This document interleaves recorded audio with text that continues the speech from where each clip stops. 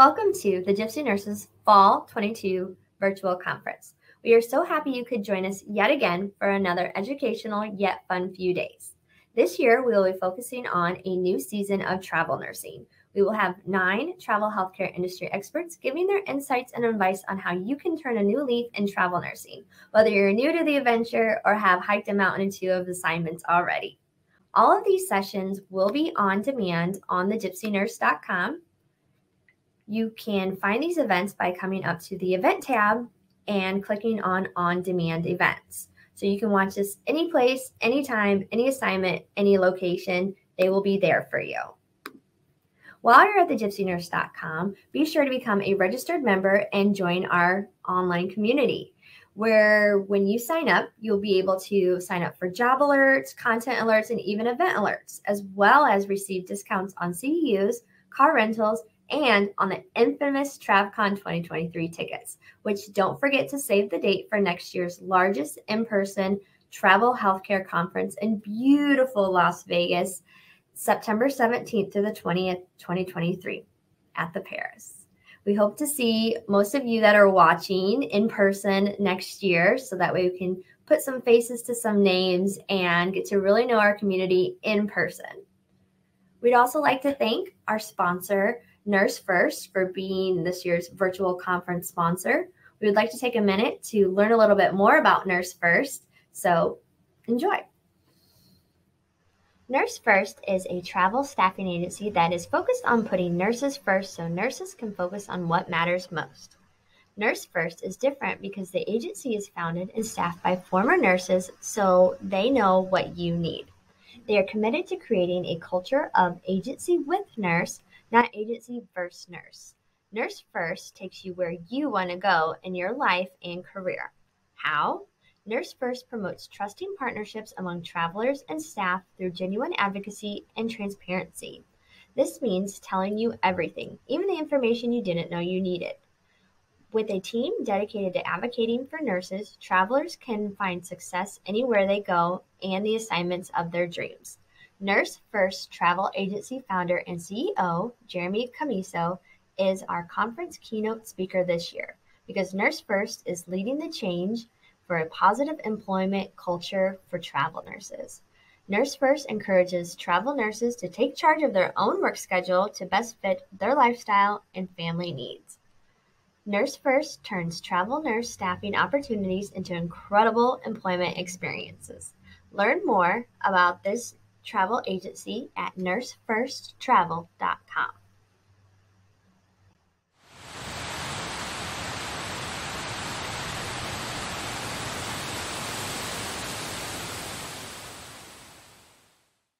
Now we would like to welcome Dr. Sharon Grossman. In this session, Dr. Sharon Grossman, the Burnout Doc, will show you the 3 simple steps from being enslaved to your job to designing your life on purpose, where you feel lighter, more in control, and confident in a matter of weeks. So please welcome Dr. Sharon Grossman. Thank you so much for joining us. We're so excited about this topic. As you know, nurses get burnt out so much in the industry and they just keep on going. So they definitely need to get some steps down. So I'm going to go ahead and pass it on to you. Fantastic. Well, thank you so much. I'm excited to be here to present this. Burnout is my jam. So I know it's not a topic that people typically get excited over, but I think it's actually a great opportunity for people to take a look at what's not working in their lives and make some really good changes. So today we're going to be talking about 3 steps to overcome travel nursing burnout without having to quit your job, step back from your career, or take a sabbatical. So we're going to start out by looking at why travel nurses burn out. Now, I'm sure if you are in it, you probably can give me a whole list of your own, but here are the ones that I've come across. So one of the things we know when it comes to travel nursing is you actually aren't part of a hospital. It's not like a place of work that you come to every single week, or you always know the environment. This is constant change that happens, right? And you have to constantly show up and adapt and you have to hit the ground running. And what that means for some people is that it can have added stress. And if you don't already know this, burnout is essentially chronic stress. So when stress is acute, we kind of feel stressed out in the moment. We might have some tension in our bodies and we kind of get over it. So think about like when you're stuck in traffic. It's really stressful in the moment, especially if you're in a hurry to get somewhere. But eventually you get there and you forget about it. But when it comes to our jobs, if there are things that we come across over and over again, that stress can build and build. And the chronic nature of those specific stressors can turn into burnout. So this is an example of that. Now, another thing that you have to contend with is the nursing shortages. Now, one of the things we saw during COVID is there was a massive increase in the demand for nurses, but also the environment in which you had to work in was extremely dangerous and stressful, and a lot of nurses actually left. And so a lot of these places have shortages, which means that you might have to do the work of 2 people or 3 people. It might mean that the environment is more chaotic, and all of that can be really stressful. You also have to deal with staffing agencies, which is something that other nurses don't have to deal with, which means that there's just another step that you have to go through. So every time we have to add another ingredient to the recipe, there's all kinds of things that can go wrong and fall apart. And so you probably know this better than I do. So when you're dealing with staffing agencies, there's probably all kinds of things in that can be stressful.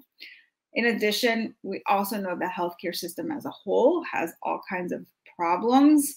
And while travel nurses are often cited as making more money than other nurses, we also know that that's not always the case, or even when it is, there are all kinds of other things that make travel nursing difficult and more stressful than regular nursing, which is already on its own pretty stressful. And then, as all nurses have to deal with, it's a profession where you're dealing with people.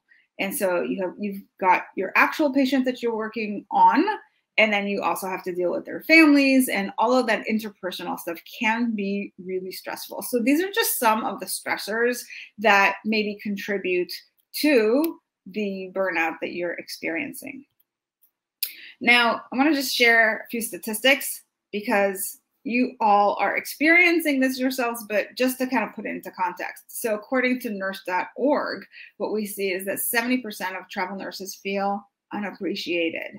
So you show up, you do all this work, you really care, and then maybe you don't feel like your place of work is really showing the appreciation that you feel you deserve. And I think it's even harder for travel nurses because, as I said before, you're not in a set location. And so there isn't that rapport of they know you and you're developing some sort of long-term relationship. You're constantly in and out, so it's harder to feel appreciated because you're not part of the team.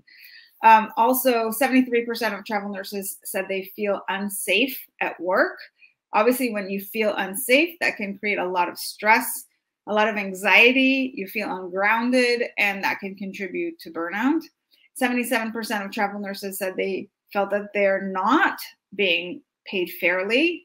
And so another contributor to burnout is fairness in general. So when you work in any sort of a setting where something happens on the job and you don't feel like it's very fair, that creates a lot of internal distress, and that can lead to burnout.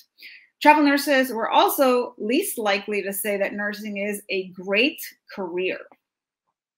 And that is, I think, very telling because you come into the profession with a lot of passion, a lot of desire to help.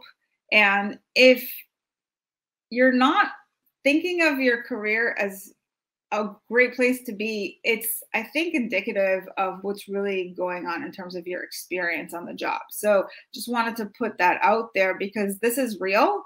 And we're here today to talk about what to do about it. Okay. But before we do that, let's talk about some other reasons you might be feeling burned out. One of which is a lot of times you don't get a break. So you're constantly running from one thing to the next. And there's this, it's just a huge drain on your energy, right?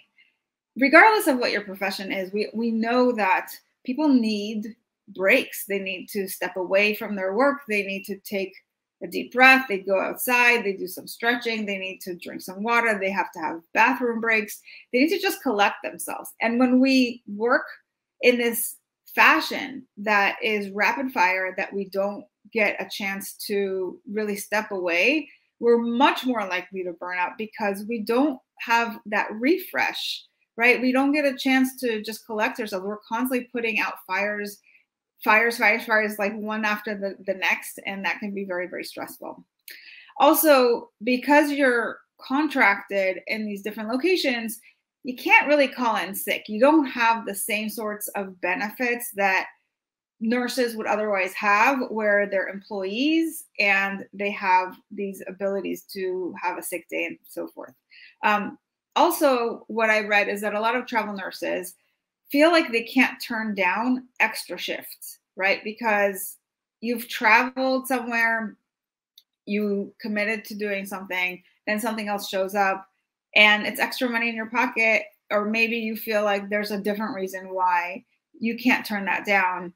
Maybe because you don't have that stability where you know where the next gig is coming from. So when something does show up, you're like, I might as well grab it now.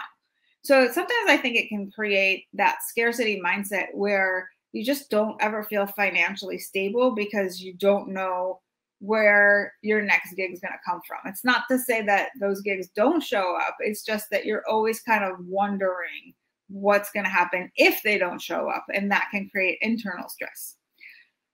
Also, as we mentioned before, unsafe staffing and patient assignments can contribute to your anxiety. And sometimes also travel nurses can feel very isolated because they don't have those established connections. As we said, they're not part of the team. They're constantly in and out. And so in general, I would say anybody who's in a profession that requires a lot of travel, isolation and loneliness can definitely be a contributing stressful factor. Okay, so the question then is, how do you transition to more work-life balance without losing the passion or the productivity? And I like to think of my grandmother as an example for this. My grandmother was a 3 packs a day smoker. And this is way, way back in the day. And then one day she just decided that she was going to quit. And she quit cold turkey, believe it or not. So I love this example because basically what happened there was she knew what she wanted, she made a decision, and then she took the steps to get to the other side of her problem. And I think the same thing is true for anybody who wants to have more work-life balance, right? So even though you have this career and you might be really passionate about it, you want to continue to bring in income, you want to stay really productive, and obviously burnout is something that can lead to loss of passion and productivity. But also sometimes people have these ideas that if I have work-life balance, then my productivity is going to go down, or I won't have as much time to work and things like that. But as we'll talk about, that's actually not the best approach, because when you're constantly working, you are more likely to burn out, and the more likely you are to burn out, the less able you are to show up and do your work. So this is really important. So if we're going to use the example of my grandmother, I want you to think about this as you have to make the decision that I'm going to incorporate more work-life balance into my life. And then you get to decide what that actually looks like, because it's going to be very, very different for each person. But it starts from that decision. Like, I'm going to quit smoking is a decision that you have to make. A lot of times we're like wishy-washy about things, and we're like, yeah, I think I want to cut down. But that's not very specific. It's so vague that, you know, it's really a slippery slope. You kind of smoke a little bit, and then you're like, you know, I think it's less, but then I get back into it. And then, you know, it's kind of like when we're dieting and we're like, oh, just have one cookie, you know, and that doesn't really work. So sometimes we just have to make the decision to cut it off or to make a change, right? And I say the same thing is important for you guys. But once you make that decision that you're going to do things differently, what's really important before you start taking action on it is that you follow a proven blueprint, right? Because how many times have you tried this on your own and you just didn't have that blueprint and it didn't work, right? And then you start to kind of give up on the idea that it's even possible. I've seen this over and over again. So what I encourage you is make the decision first and foremost, follow a blueprint, which we'll talk about more in a bit, and then take massive action where you follow the exact steps that you need to follow. All right. That's what it really takes. So this talk that we're doing today is for you if you really want to break through the mental fog, you want to boost your energy levels and enjoy more of what really matters in life. There is more to life than just work. If you are beyond resentful at everyone and everything, feeling stuck and unsure about what to do to get back to yourself, then definitely stay tuned. We're going to cover that. If you are living in dread and fear and you want to feel calm, confident, and in control. If you want to reframe things so that you don't get spun out with rumination, this is definitely for you. If you want to be more resilient so that you can be at peace, this is for you. If you want to enjoy your work more and get back to feeling empowered, this is also for you. And finally, if you want to be present with your family and friends and just overall have a better quality of life, right? Which I think is everybody. Yeah. Then, yeah, right. We definitely are all in that boat where we want to just figure this out so that we can enjoy life more. Because it's like, why are we working so hard in the first place, right? It's great to have passion and you want to help people, but ultimately you don't want to be the sacrificial lamb. Like you are, there's a whole other side to things, which is your life outside of work. And I think too, a lot of times the media kind of talks about, you know, especially women, like get out there and work and get all that money and just work. And I think we're all starting to realize like, oh, maybe we should have a little bit of me time instead of just, you know, getting the money all the time. So I think we're all starting to slowly realize. So it's perfect timing for you to come on here. Yeah. Thanks for saying that. Definitely. I feel like there is more room for us to get to that balance. It's funny because if you think historically, there was a time where women weren't in the workforce. I think it was like right around World War II when women started entering the workforce because the men were all out at war fighting. But up until that time, it wasn't even something that was a thing. And then women enter the workforce. And then since then, we've been kind of really building ourselves up to the point where now we proudly have a lot of success and we're very educated and we're contributing to society, which is fantastic in more ways than just raising kids and cleaning a household, right? Which was kind of how it was before. And I think we maybe go too far into that camp now and we need to figure out how do I get back to balance where I have my home life, my personal life, you know, I'm able to raise a family if that's something that I want to do, but just have my life that's for me alongside, not instead of, but alongside my career and my profession. So that's really what we're targeting here because I think that is the long game, right? If you want to stay in it and you don't want to burn out and you don't want to lose the passion for your job, and you don't want to get to the place of all the things that I had on the slide of like resentment and just exhaustion and all these things. It's really, really important. All right. So I'm going to just share a little bit about me since a lot of you aren't familiar with me. I'll give you a quick kind of synopsis. So I started out as a psychologist back in 2003. I got a PhD in psychology in 2008 from Fordham University in New York City.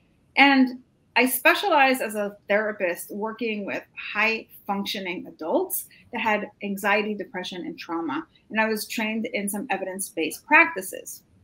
Then in 2018, I started providing life coaching on the side. I was doing some research for a book on burnout. And I started to notice as I was learning more and more on the subject that many of my clients were burned out, but they actually didn't recognize it. They didn't know that that was them. So as they started to describe what's going on for them, I would say, oh, it sounds like you're burned out. And then they'd have this light bulb moment where they'd say, oh yeah, that does make sense. It does really resonate. And so that's when I started to focus my coaching more specifically on burnout. Then in 2020, I published my book, The 7E Solution to Burnout. I became a full-time burnout coach, speaker, and trainer. And so all in all, I've got about 20 plus years of experience in psychology.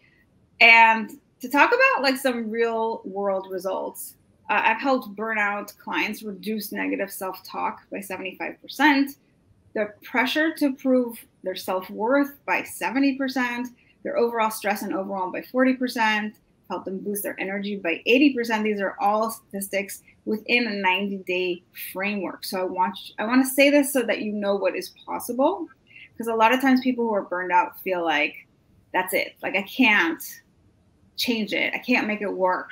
And that's why we're seeing a lot of nurses actually drop out. And I'm of the mindset that if you absolutely love medicine and you're just heartbroken because you think like it's not working for me and I have to leave because I can't make it work, I really am passionate about helping you stay in it, but do it in a more sustainable way. Okay. And the outcome is you get more inner peace, you live more with more balance. And as I said, you're working in a more sustainable way that can allow you to do both. Okay. And so what I'm going to share with you today is the 3-step formula to go from exhausted to extraordinary in 90 days.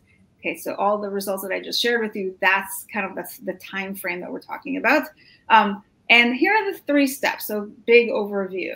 Step 1, get in control of your mind. Step 2, optimize your approach to work. And step 3 is working on that relationship with yourself. So we're going to go and dive more deeply into each of these. And this is essentially that blueprint that we were talking about in the beginning. Okay, so step 1, get in control of your mind. Now, a lot of the people that I work with, I've noticed struggle, yes, with a lot of external stressors, as we mentioned in the beginning, the staffing shortages and feeling unsafe at work and all these things. Those are things that you have less control over. But there are things that you have more control over, and that is your own mind. And believe it or not, your own mind contributes more than you realize to your burnout. And this is why this is so incredibly important. This is where the emotional intelligence comes in. We're going to talk more specifically about what we're doing, but specifically turning that negativity around. So what are the exact steps to go from exhausted to extraordinary in 90 days? We said step 1 is getting control of your mind. Now, most people think that they're stressed out because of their boss, their job, or their industry, as we said, everything that's external. They think that the only options to feel better are to take a step back, to change their jobs, to switch their careers, as we've seen with the Great Resignation. And now we see that with quiet quitting. The reality is that you have a lot more control over how you feel than you realize. The reason that you are feeling so exhausted, overwhelmed, and resentful is because of these negative thoughts that you have spinning and circling throughout your mind. And when you have those negative thoughts, this is exactly what happens. You create more negative emotions because your thoughts and emotions are tied to each other. You're more likely to use maladaptive coping strategies. Stress accumulates and becomes chronic. And as we said in the beginning, chronic stress equals burnout. Your performance and your confidence go down. You don't always recognize that it's your thinking that creates your problem, so you stay stuck in a loop. And as a result, it becomes a self-fulfilling prophecy. So what you need to do is differentiate between facts, which are your circumstances, and fiction, which is your perception, your thoughts. And the best way to do that is to manage your mind. Why? Because when you manage your mind, you can experience joy despite current challenges. So no matter what is going on around you externally, you can get to a place where you feel happy, you feel peaceful, you feel relaxed, you feel in control. When you manage your mind, you can stop ruminating on the past, fearing the worst case scenario, which all it does is create tons of anxiety. You can stop battling imposter syndrome, which is essentially tons of anxiety that makes you do things that maybe you don't need to do, and it's a huge energy drain, right? It makes you stop feeling so guilty for not doing enough, because sometimes we have that notion of I am not enough, and the things that I do aren't enough, and no matter how much I do, it's not enough, right? We have that. Comparing yourself to other people. So we have this whole notion where we say, oh, I'm doing this, but Joe over here is doing so much more, and I feel so inadequate in comparison. I should be doing more. And then you feel that sense of despair. I think we see that a lot too, and especially with travel nursing and social media. I mean, there's people out there hiking, blogging, and doing things that are just like above and beyond, and having podcasts and doing stuff on top of their own work. And so a lot of that, it's really hard, especially Instagram. They got these beautiful pictures and just seems like this perfect travel nurse life, and everyone wants to get into it. And then once they do, then they're like, oh, that's nothing like the Instagram post they talked about. Yeah, exactly. And I think when we think realistically about this, I think we all know this on some level, but I feel like I have to say it anyway. When people post stuff on Instagram, they don't want to post about the boohoo story, right? They're trying to promote something. They're trying to create this illusion of everything is so amazing. Like, I get to travel. Look at my life, and they're showing you all the benefits. But number one, not everybody's story is the same, right? It's the same if you weren't a travel nurse and you were just a nurse or a physician or anything else, a mom, anything, right? Like, everybody's experience is going to be completely different. And so the goal isn't to become like everybody else that you see on Instagram, on TikTok, on Facebook. No, it's about thinking about, what do you want your life to look like? Look within, not without, right? And stop comparing yourself, because that's not helpful. And finally, when you manage your mind, you can also stop thinking that you're inadequate, which happens a lot, right? I'm going to say, if that's you, we need to figure out how to really get in control of this so you're not spinning out. Okay, it's a huge energy drain. So the question then is, how do you do this? How do you manage your mind? Now, most people use short-term strategies to do this. They'll use distraction. They'll eat something. They go on Facebook. What is everybody doing? Or you said on Instagram, right? They go watch Netflix. They scroll through their phone. So when they're feeling overwhelmed, when they're having all these negative thoughts, they don't want to sit in that negativity. So they try to distract themselves. They try to shift their state. And that's a short-term solution, right? But the thing is, it doesn't actually change how your brain works. So as I say, focusing on short-term solutions doesn't solve anything, because it's not really changing the way that you think, or being able to control what your brain shows up with. In fact, it can actually create additional problems, which means that you become dependent on dopamine hits from things like sugar, alcohol, nicotine, video games, social media. The stress doesn't really go away. You become more anxious about feeling negative because you don't have a good way to deal with it.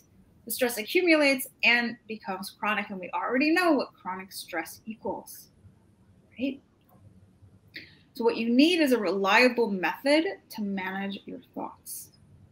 And the key to managing your mind is emotional intelligence. Now, in my book, I've broken emotional intelligence down into these two camps: personal competency and social competency. And then I've further broken it down into the personal competency down into self-awareness, emotional literacy, emotional mastery, and optimal performance.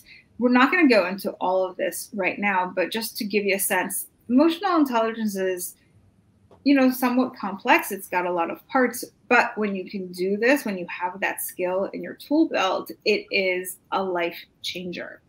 So if you're not really familiar with what emotional intelligence is, you've probably heard the term, but you're not exactly sure. It's really the ability to identify and manage your emotions. And it helps to prevent the accumulation of stress, because if you have certain thoughts that create stress or any sort of other distressing emotions, because the thoughts actually lead to how you feel, then by being able to manage your thoughts and change those thoughts and manage the emotions, you can prevent the buildup of the stress. So then it actually prevents burnout.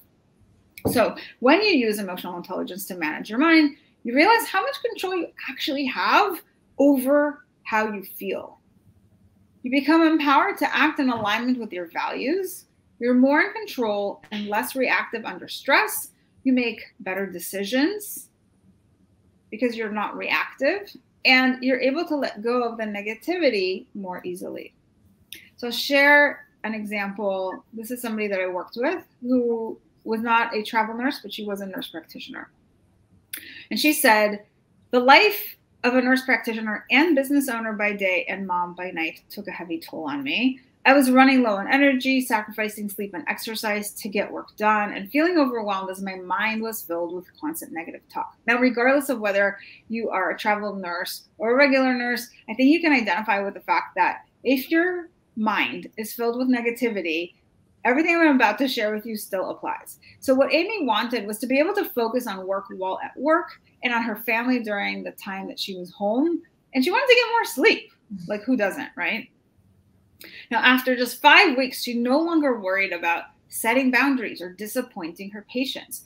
Her anxiety dropped by 60%. And because she was able to sleep for an extra hour every night, she was no longer like sitting there worrying and thinking, her energy actually shot up, as did her satisfaction in her work. So as you can see, everything is interconnected. Your thoughts affect your sleep, it affects your energy, it affects your satisfaction at work, because if you're exhausted and you're attributing it to all the stress from work, you're going to start feeling unhappy at work. All right. Now, today, Amy is much more confident in her position. She gets her work done in less time. She's able to spend that time with her family members and especially her son. And if you remember, that's exactly what she said she wanted. So in just 90 days, as a result of working through Sharon's coaching program, my thinking changed. And she says, this is important.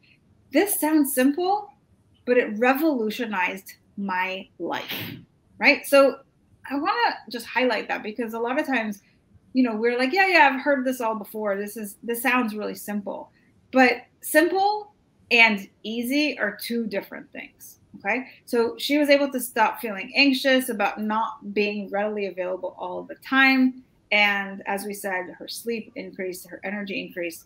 And she says, I feel more in control of my thoughts now. And most importantly, I'm able to focus on work during my work time and on my home life during home time.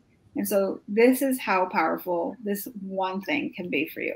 Okay, step 2, optimize the way you work. So once you've got your mind under control, we want to focus on more specific things to optimize the way that you work. Why? Because when you optimize the way that you work, you can get your work done in less time, just like Amy talked about. You exert less energy, you accomplish your goals faster. The work that you do is more pleasant and meaningful, and you get your nights and weekends back. Okay. So most people think that they aren't accomplishing their work in the time that they have because there's too much on their plate.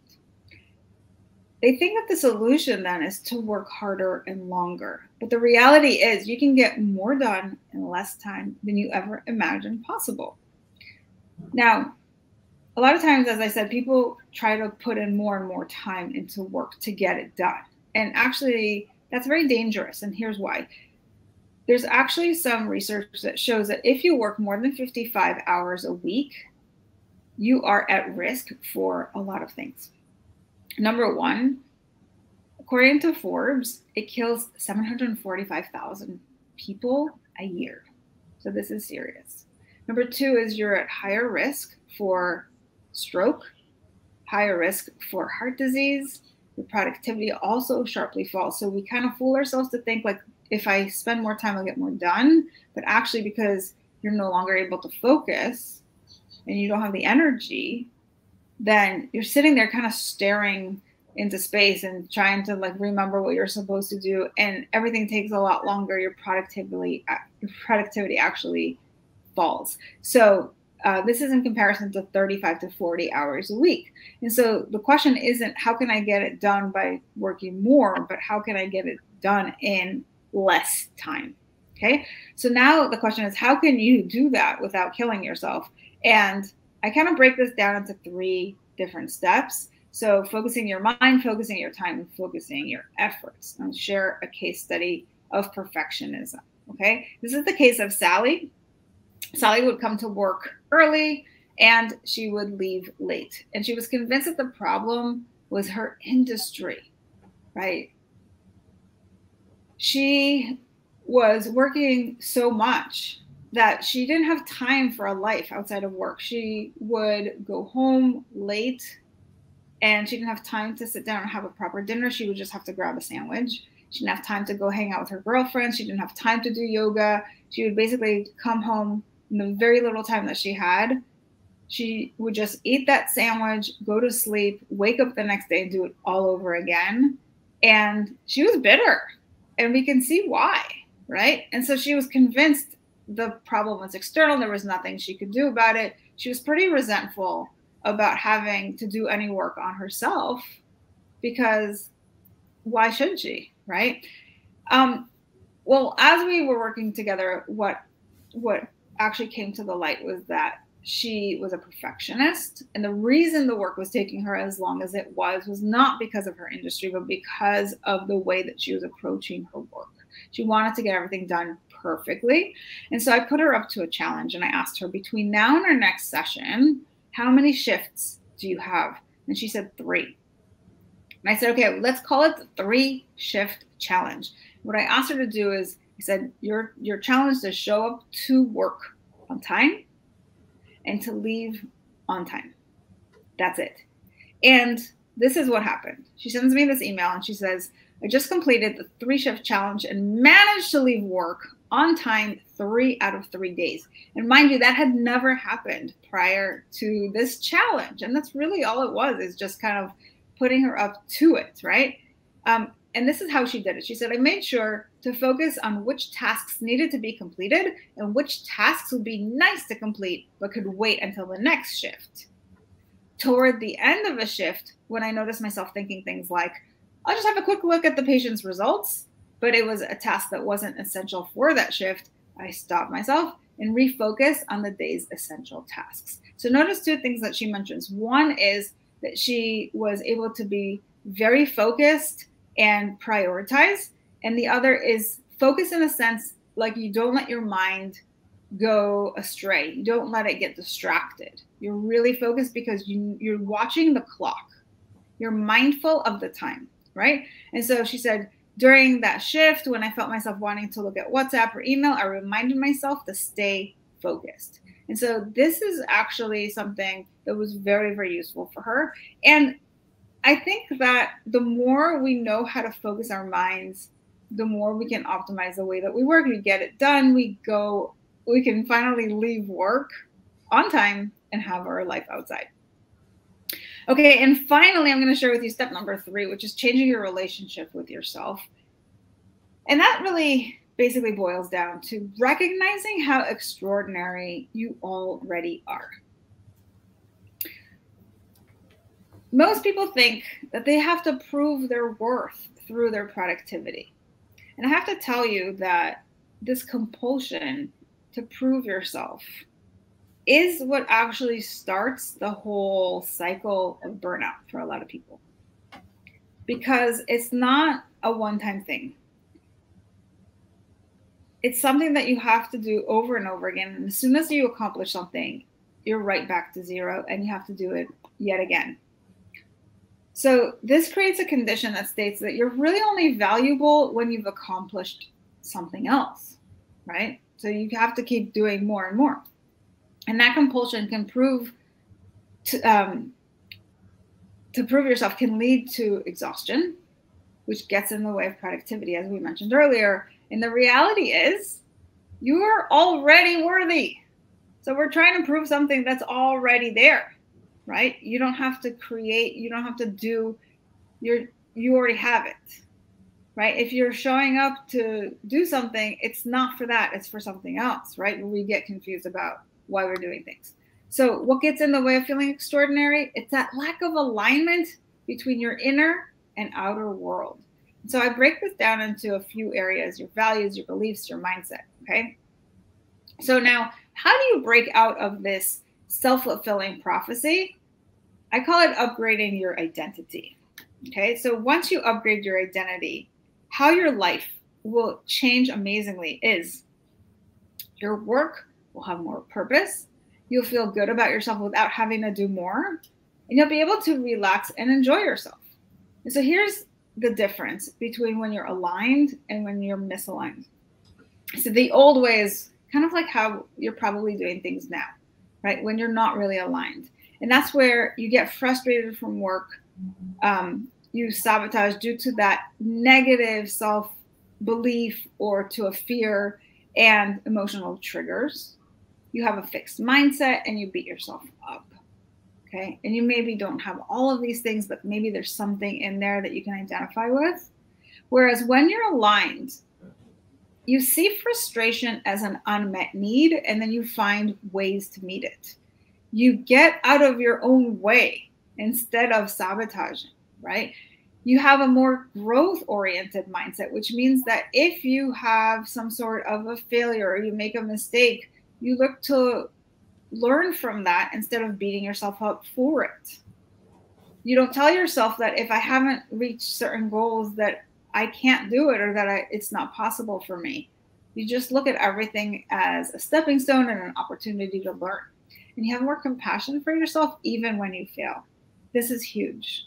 So many people that I work with rate very low on self-compassion. And so it takes a lot of self-awareness about how you speak to yourself, how you treat yourself, and whether or not you're able to treat yourself as a human being, right? Like give yourself the same sort of compassion and kindness that you would to any one of your patients, to any one of your friends or colleagues that are struggling. This is where a lot of people actually struggle. So this is important. So share another case study with you, and that is a case of sabotage. This is what I call conditional happiness. So this is Jordan, who was working in sales. And she said to me, if I close this deal, I'll be happy. And we were talking on a Thursday. And I asked her, when was the last time you closed a deal? She said, just this past Monday. And I said, well, when you closed that deal, how did you feel?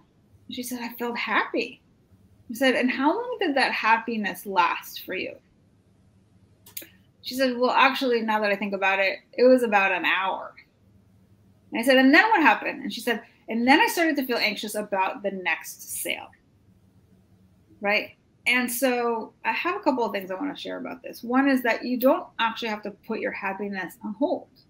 Right? You don't have to say, like, I'll be happy when. You can be happy, like, right now, regardless of what's going on in your life. Happiness is a choice. And if you're managing your mind, as we said in step 1, you can actually feel happy simply by the kinds of thoughts that you think. Right? What is it that you're focusing on? And the other thing is, when it comes to money, I was telling Jordan, like, she's trying to focus on the sale because the sale means more income. But she's kind of confounding two different things. She's like saying, like, when I have the money, then I'll be happy. So she really wants happiness, but the sale doesn't bring happiness. The sale just brings in money. So don't mix things that aren't related together. Recognize that you have the power to feel happy anytime you choose, and that everything else that you're doing, there's a reason you're doing it, but it's not necessarily to be happy. Okay? It's for other things. And you can have happiness and other things in your life. You can have happiness and money. You can have no money and still be happy. Like, all of those things, they're not the same thing. So don't confuse the two. Okay? Now, the number one skill to feeling extraordinary is mindfulness, because it allows you to be present, alert, and engaged rather than to ruminate over the past or feel anxious about the future. It helps you to discern what your stuck points are and gain control over your mind and body, and you can respond rather than react to your circumstances. This is how you design your life on purpose. As I said in the beginning, you upgrade your identity, and we look at your values, your beliefs, your mindset, and self-compassion. These are all aspects of that equation. So Corinne was a veterinarian who tried to be indispensable at work. So no matter how much she did, she'd still be hard on herself. And that compulsion to prove, as we talked in the beginning, the compulsion to prove her worth was actually really exhausting. And it led her to feel depressed. She said that mornings felt like there was still that potential to accomplish things, right? She'd wake up kind of driven and energized, but by the afternoon, she'd think that she hadn't done enough and she would be disappointed in herself. Now imagine this was going on day after day after day, right? It's always that nagging voice inside of you that says, still not enough, still not enough. And so you're like, I'm going to do it. I'm going to kill it tomorrow. I'm going to show up. I'm going to get even more stuff done. I'm going to prove, right? And then it doesn't happen to your standard. And again, you feel disappointed. So today, Corinne is more emotionally stable, calm, peaceful, and energetic. And instead of looking for all the ways that she is inadequate, she actually looks for evidence that she is enough.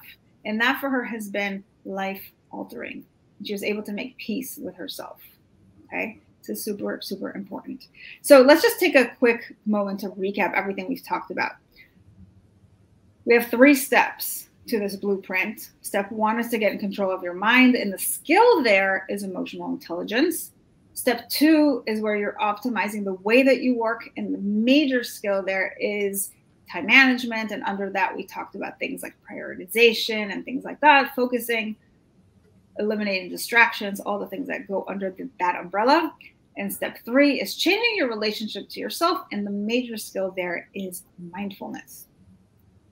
So now you have a step-by-step system to manage challenging circumstances, get your work done faster, and feel amazing. And the best thing about this approach is that you're learning these life skills that help you stay calm and in control in any stressful situation, whether in your personal or professional life.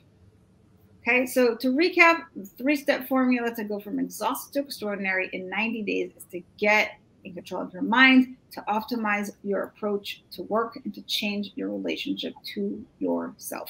Now, if you've made the choice to create more work-life balance and live an extraordinary life, but you're struggling to create a blueprint, today I would like to offer you a free 30-minute dial back your stress breakthrough session.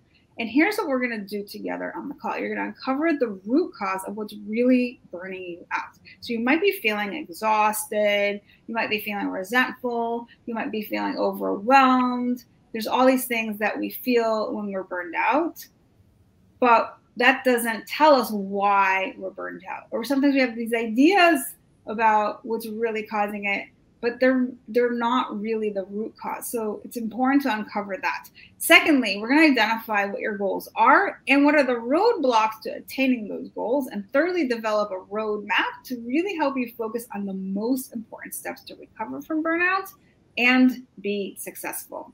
So if you're interested in chatting with me, I invite you to use the link bookachatwithsharon.com to book your 30-minute dial back your stress breakthrough session.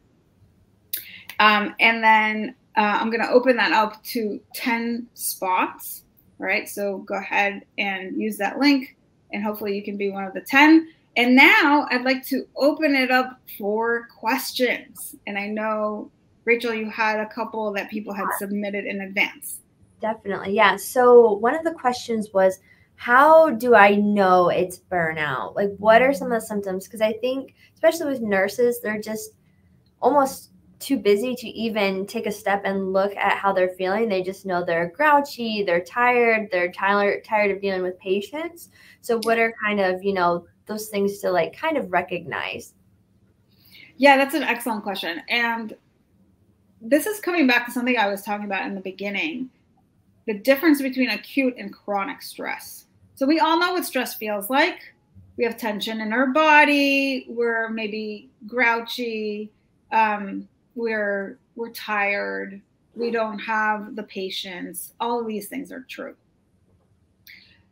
But there's a difference between when it's acute, like, you know, I just had a bad day at work, but then I go home and I recover and I'm back to myself. Versus burnout is when you don't actually recover. And you'll notice that you have those same symptoms, but they just don't go away. So the exhaustion doesn't actually go away despite the fact that you're sleeping at night. So you don't wake up feeling refreshed. You don't feel like you've recovered. You know, a weekend is never enough.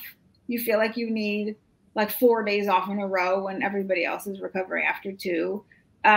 It just is a more chronic picture of things, and it affects not just your energy, but we know what happens when we're exhausted, right? We don't think straight. It's harder for us to focus. As a result, our productivity becomes a little bit shakier. If we're not focused, it's harder for us to get the work done, or maybe we make more mistakes because we're tired, right? Maybe we don't have the patience for the interpersonal part of our jobs, where we're supposed to listen and have compassion. And normally we're able to do that. But when we're burned out, we're just checked out.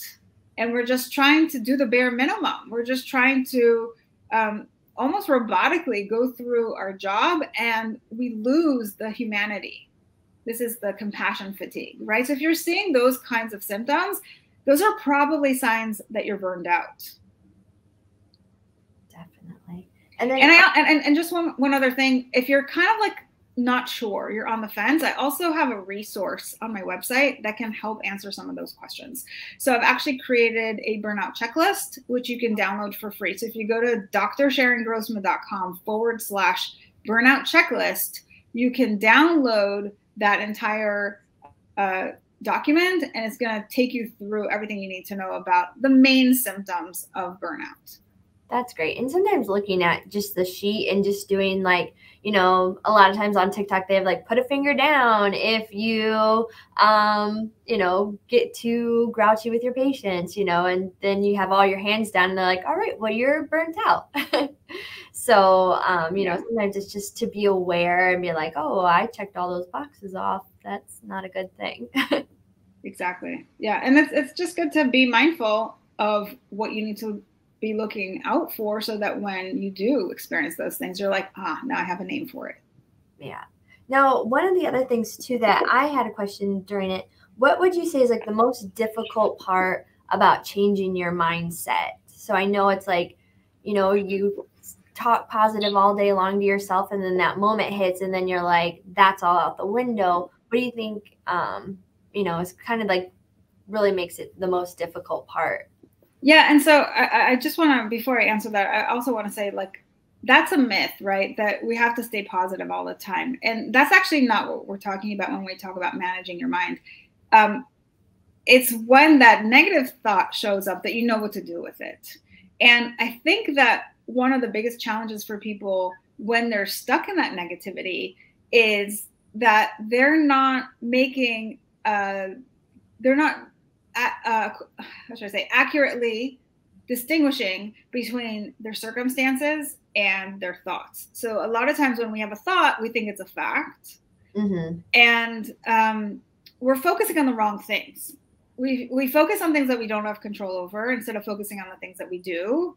And we lose a lot of time and energy in doing that. And so one of the things that I actually train people to do is distinguish between what are really the things that are in your control and what are out of your control. And if you're thinking something, is it a thought or is it a circumstance? Sometimes, you know, we think something is a circumstance, but it's really your thought. And that's really good news, because if something is your thought and is creating a lot of the stress, you actually have the power to change it, which means that you get to be in that situation and feel less distressed by it, right? So that simple distinction between thoughts and facts is one of the main things that can really, really be beneficial. Obviously, there's a lot of other things that I teach around managing your mind, but that's just one that's easy to share.